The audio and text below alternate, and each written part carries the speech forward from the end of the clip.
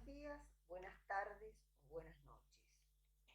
Continuando con la unidad temática 6, que corresponde al tema techos, en esta clase vamos a desarrollar techos pesados, conceptos generales del techo pesado tradicional y el techo invertido. Cuando nosotros hablamos de techo pesado, nos estamos refiriendo al opuesto de techo liviano, que están resueltos con estructuras de madera o metal. Por el contrario, en los pesados se utilizan materiales con masa y se los relaciona con el hormigón. Dentro de los techos pesados encontramos los techos planos horizontales. Estos son aquellos que se caracterizan porque tienen una pendiente del 3% como máximo y pueden ser transitados en forma permanente, es decir, accesibles, o en forma ocasional, y hablamos de techos inaccesibles. Encontramos también techos pesados inclinados que presentan la pendiente en función del material de cubierta.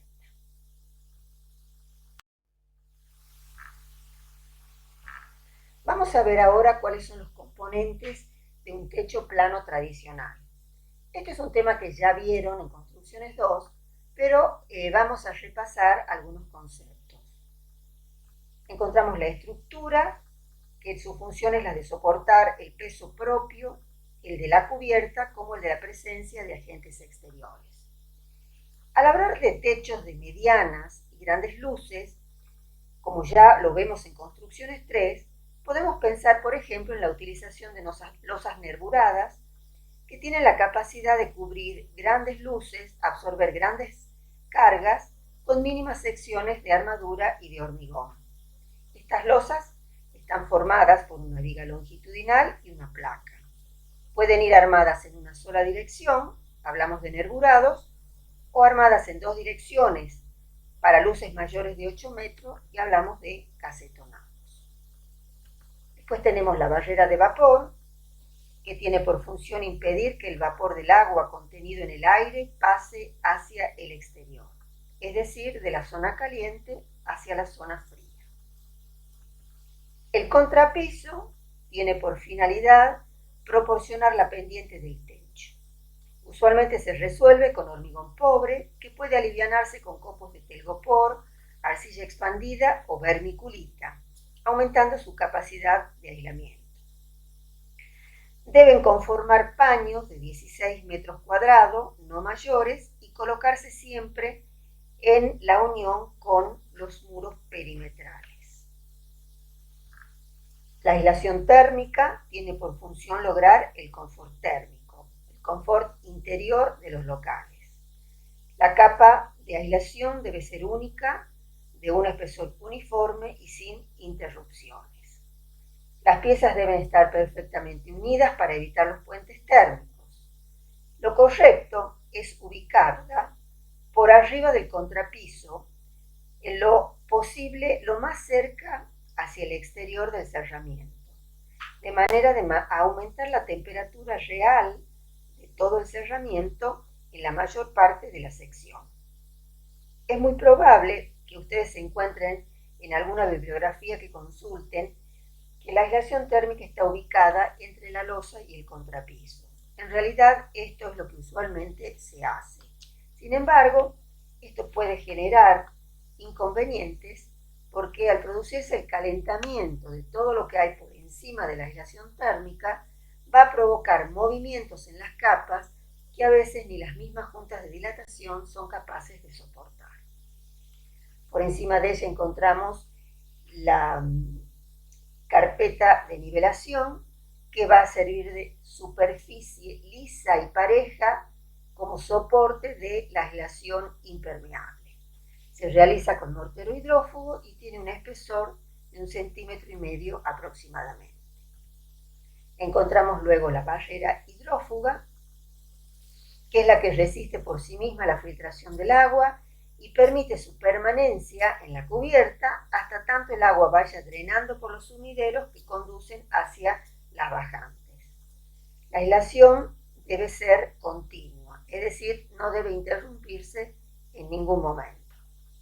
Y luego tenemos la capa de protección, que es la capa superior que protege la membrana impermeable de la acción directa de los agentes atmosféricos, sobre todo de las radiaciones ultravioletas, los efectos erosivos y succionantes del viento. Las protecciones pueden ser lo más variadas en cuanto a los materiales a utilizar. Los techos planos presentan situaciones en las que la aislación hidrófuga debe interrumpirse en su continuidad, por estar atravesadas por cañerías, ventilaciones, desagües, juntas de dilatación o por algún otro tipo de construcción. Estas interrupciones constituyen bordes que crean puntos críticos en la estanqueidad del conjunto. La junta de dilatación es un ejemplo. Se interrumpe la continuidad de la membrana y en la imagen podemos ver una solución constructiva que permite darle continuidad y acompañar el movimiento de dilatación y contracción por medio de un fuelle, llamado así por la disposición que adopta la membrana. Se utiliza un fondo de junta o cordón de espuma de polietileno como material de relleno y masilla plástica como sellador. Esta forma de resolverlo consiste, por un lado, lo que vemos acá y vemos acá, es la aislación hidrófuga de la terraza. Al llegar a la junta de dilatación se debe interrumpir. Entonces, la continuidad se logra adicionando por la parte superior y la parte inferior una membrana que tiene la forma de fuelle, es lo que estamos viendo acá. Entonces, esto permite acompañar el movimiento de dilatación y contracción que pueda sufrir el techo por los cambios de temperatura.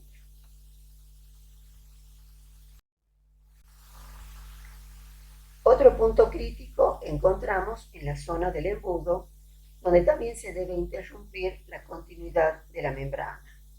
Es necesario garantizar la continuidad de la misma hasta la base del sumidero. En este detalle o en este gráfico vemos esto es la membrana de la terraza. Al llegar al embudo debe interrumpirse. Entonces lo que se hace es colocar un refuerzo en esta zona y garantizar de esta manera que llegue hasta la base del embudo. Lo que se recomienda siempre es colocar una rejilla en la parte superior de manera tal de impedir el paso de las hojas y suciedad que puedan obstruir las bajantes.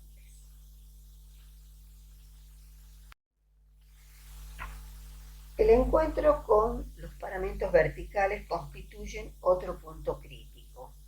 Las soluciones constructivas pueden ser diferentes.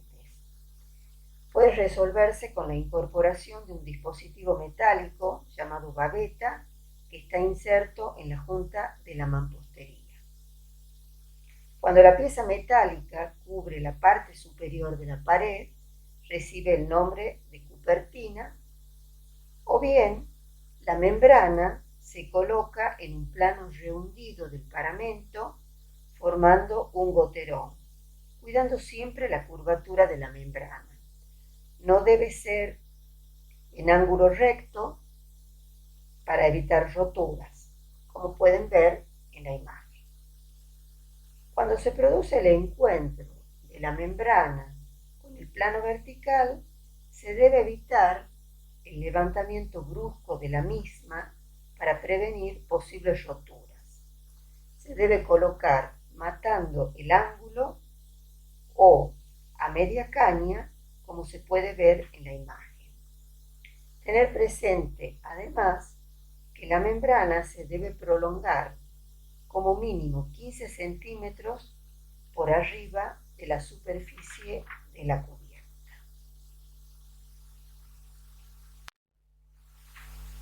Acá tenemos un detalle constructivo de lo que sería un techo plano accesible, donde podemos ver la presencia de todos los elementos que hemos estado definiendo anteriormente. Tenemos acá la estructura, la barrera de vapor, el contrapiso alivianado, la junta de dilatación en el encuentro con el paramento vertical. Luego tenemos acá otra junta de dilatación, tenemos la carpeta, la membrana hidrófuga, con un refuerzo de la membrana en este sector. Luego tenemos mortero de asiento y el ladrillo común que hace determinación de ese techo. Pasamos a ver ahora el otro tema, que es el techo invertido. El techo invertido es una propuesta que surge a mediados del siglo XX como una solución alternativa al techo tradicional plano frente a ciertos vicios constructivos. Veamos ahora cuáles son sus componentes y en qué difiere de un techo plano tradicional. Encontramos la estructura, el contrapiso, la carpeta de nivelación sobre la que se ubica la membrana. Por encima de la membrana tenemos la aislación térmica y como se trata de un techo accesible, la terminación es con baldosas de cemento que apoyan en estos separadores. La diferencia fundamental está en la ubicación que adquiere la membrana hidrófuga y la aislación térmica. Esta, sea la aislación térmica, se ubica por encima de la barrera hidrófuga. Como aislante se puede utilizar el poliestireno extruido, que es resistente al envejecimiento, es hidrófugo y posee muy buena resistencia mecánica para soportar cualquier tipo de acabado. En realidad podría utilizarse cualquier otro material que reúna las mismas características. Actúa como barrera térmica, protegiendo al impermeabilizante, con el fin de evitar las dilataciones y las contracciones que producirían agrietamiento y lo que posibilitaría el ingreso del agua. Las planchas de aislamiento se colocan sueltas, una a la par de la otra, y pueden mantenerse unidas durante el proceso de construcción mediante cintas autoadhesivas.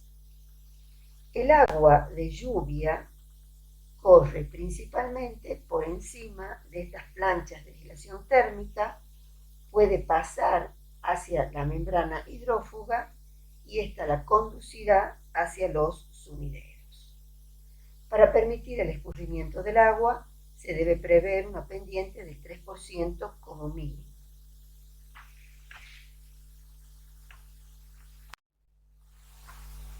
El uso del techo también puede ser de tránsito eventual y se termina con canto rodado de granulometría pareja que protege las capas aislantes de la radiación ultravioleta y evita su voladura. Vemos en la imagen la presencia de un geotextil por encima de la aislación térmica y esta capa actúa como filtrante y evita el arraigue eventual de alguna especie vegetal.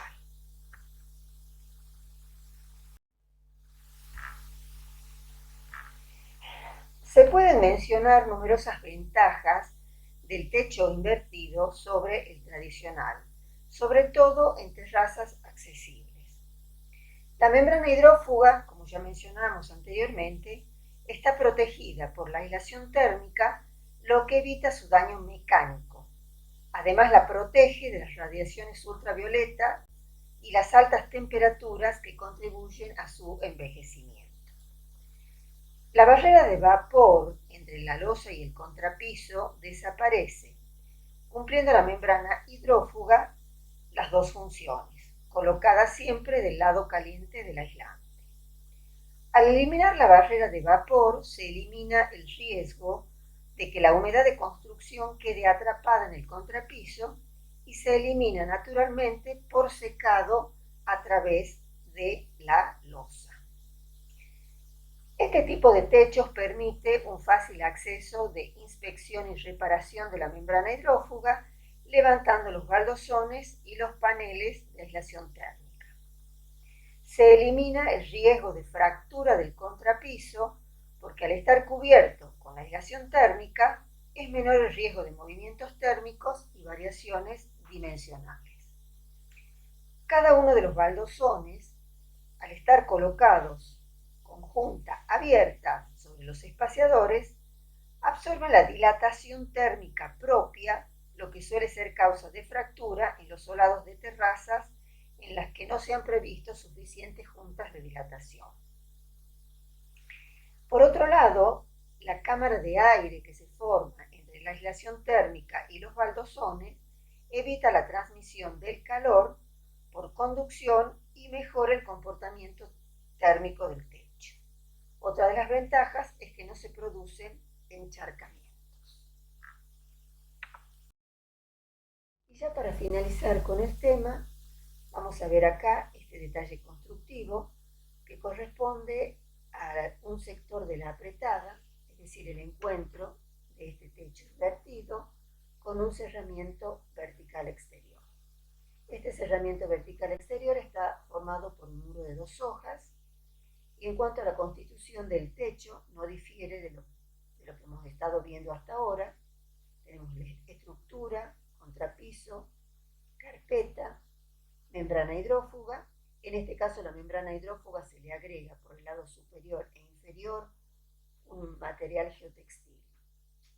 La aislación térmica, tenemos otra membrana geotextil y luego tenemos el canto rodado como terminación. Otro detalle que pueden ver acá es la colocación de la cupertina como encuentro entre el techo y el cerramiento y protege toda la parte superior del cerramiento.